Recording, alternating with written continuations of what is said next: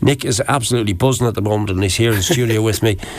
Actor turned director. Are you going to continue acting as well as directing, or have you just gotten bitten by the directing bug now? I've been bitten by the directing bug now for quite some time, Alan, to be honest, and the writing bug, the acting bugs, they've been there for a number of years. But yeah, I recently been casted in a Sicilian UK-based crime drama called Halved, written by a great writer from Birmingham, actually. Is this mafia film, is it? It is actually. It's a crime drama. Yeah, I'm actually studying a lot of the mafiosos at the moment. Are you? Anyone in particular? Any favourites in particular? Well, I've no favourites. Lucky Luciano, maybe. I've been. Yeah, he was a good guy. Right? Don't say good guy. Yeah, well, he brought the families together, didn't he? I had a lot of interest in that myself. Yeah, and of course John Gotti. There's been a recent documentary on John Gotti. So. The Don, yeah, it's a fascinating period in history, isn't it? It really is. We don't condone it, of course, but I mean, it's incredible to watch how it operates. Yeah. So tell me about this. I'm fascinated now. I'm sorry for digressing a little bit, but silly around. You see, you picked something that I really like. The Sicilian and looking at the mafia and what they were, yeah, from quite of a documentary view. I don't like it, but I like watching it. I'm the very same. But yeah, it's such an interesting topic, such an interesting subject, isn't it? The mafia, and I said I don't condone any. So this one now. But let's go on to no. Tell me, when is this coming out? This is coming out. This began filming in February. Right. So it's written by Anthony La Puseta. It was a guy, Sicilian guy. Anthony what? La Puseta. So L.A. Anthony La Puseta. P-U-S-A-T-A. And it's fantastic. I've been casted as the role of Mickey Ribbs, who was this Sicilian guy who's been living in London. Sorry for the names. Anthony La Puseta and Mickey Ribbs. Mickey Ribbs, yeah, is my character's name, yeah. Now, I get the impression this guy likes going around breaking ribs. Is this? He's actually not, believe it or not. He's actually just the guy that the main character looks up to. He's a lot older than Nikolai. Nic is the main character's name is Nic. So he's been looking. He's like a father figure to him, and he has been for quite some time. And a lot of it is based in London. Right. And my character's been living in London for some time. So it's been filmed in London, is it? It's been filmed in London and Sicily, and some of it has been filmed here actually. Believe it or not, in Wexford, yeah. Is there? Yeah. So yeah, sounds great. But we won't. I won't give away too much on that. Don't give away too much. There's only a few scenes being. Is it set in modern times? It's set in modern time. Yeah. It's set in modern time. All right, have that one out of the bag then. You want to get back to Lola and Lola. It's been look, the response that it's been getting from the public and from both premieres, the Wexford one and then the Scorpion one, has been fantastic. I'm still pinching myself.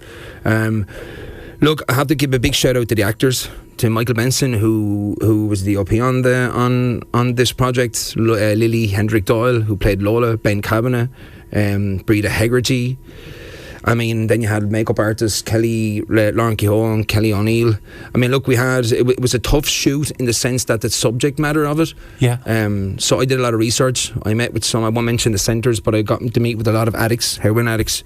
Let's not skip on about the story. The story behind it then is what? The story behind it is about a girl called Lola. She's a girl in her 20s who is a heroin addict, and is really at the ends of her life, really. But when she meets the 17-year-old kid who finds her after unconscious, after she's been through some hard times, I won't go into that. And he brings her home, and him and his mother take care of her, and they get her clean again. But there's a few twists and turns from there on. Okay. I don't want to ruin it for you. And this all came from your own... This all came from my own mind. Now, people ask me a lot of times, where does this come from? I actually do not know. With Seed, it was the same thing. Seed was the story. Was my last short. I think I was in Speaking. So it's part of a trilogy, isn't it? It's part of a trilogy. So what are the other two parts of the trilogy? There's only one more to go. Which is Kennelly, which is the story. All right, well, don't get into that. Just go back to the first part then. So Seed was the first. So there were 3 short films. Seed was about mental health. Basically, it's a story, but it was in support of mental health. You get me? It was about a guy who loses his wife in a swimming accident on her birthday, and she's pregnant, and his son witnesses the whole thing. Right? Yeah. So there's another few twists and turns in that one. Lola is about heroin abuse, and Kennelly is written in support of the LGBT community, basically. So it's a story. Then who is Kennelly? Seamus Kennelly is a music teacher in Westgate High School, and it's set in current times, and it's about him and his relationship with she's not a student of his, she's in the school. Her name is Abigail Fox, and it's it's a story between it's a relationship between these two. Yeah. And again, this has come totally from you. This has come totally from my mind. Yeah. Yeah. I know what people are going to say. These are really dramatic and they're dark and they've got a strong message. Will you move into other genres as well? I mean, well, Kennelly, I wouldn't say Kennelly is a dark film because I mean, okay. Is it a comedy? It's a comedy. It's a dark it's a comedy. A dark comedy. Yeah. Okay. Yeah. It's my first comedy. Yeah.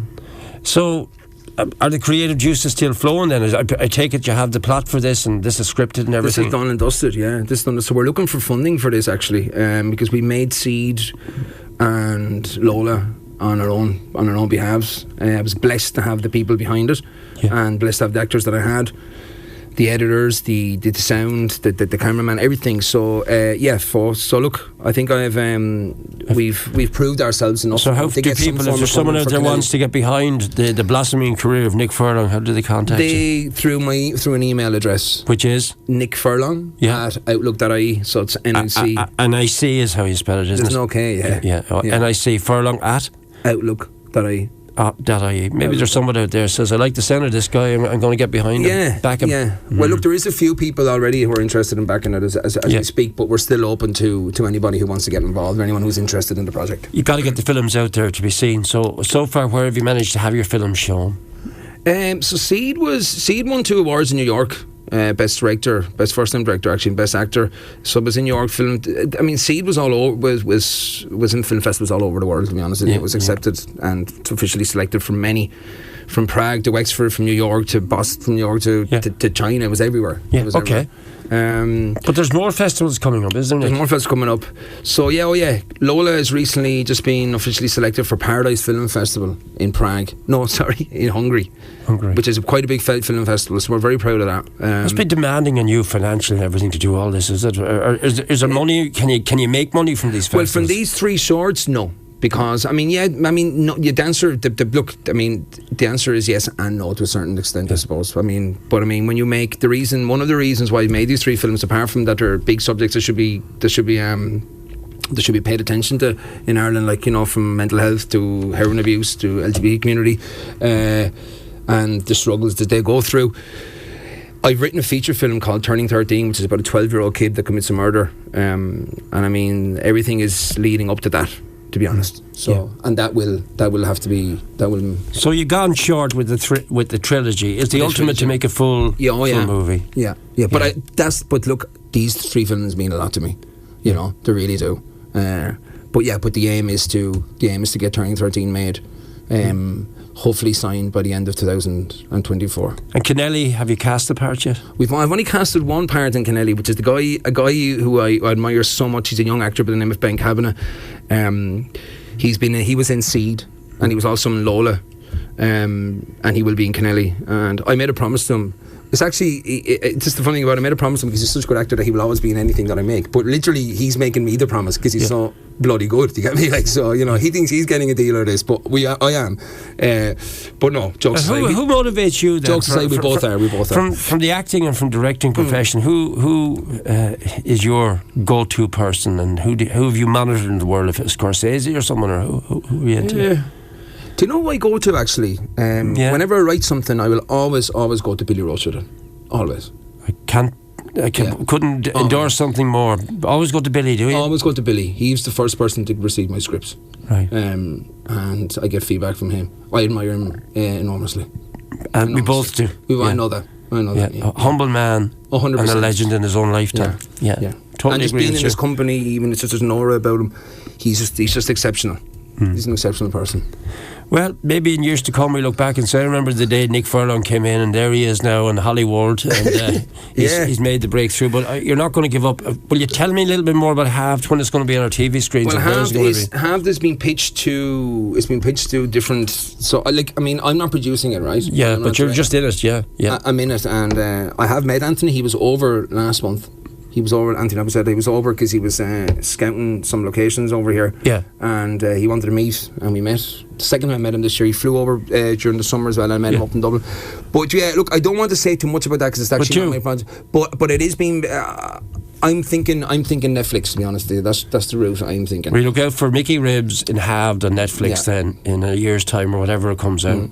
Great to talk to you, Nick. As always, Alan. Thank you very much. And I hope, just remind people, if they want to get behind you and your blossoming film career, maybe there's someone out there who has a few bob lying dormant somewhere to say, I'm going to give that guy a bit of a push. Yes. Give him the details again, please. It's Nic Furlong at outlook.ie, so that's NICFURLONG at outlook.ie.